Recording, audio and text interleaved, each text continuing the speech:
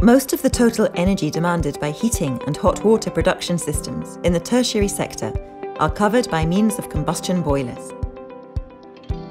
Traditional boilers, besides being less efficient, waste a lot of heat due to, among other issues, the high temperature of the exhaust gases.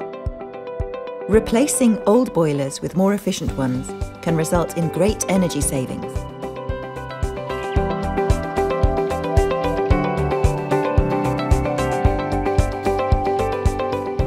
Condensing boilers, apart from having better insulation and lower thermal inertia during startup, can use a higher amount of the energy of the hot gases.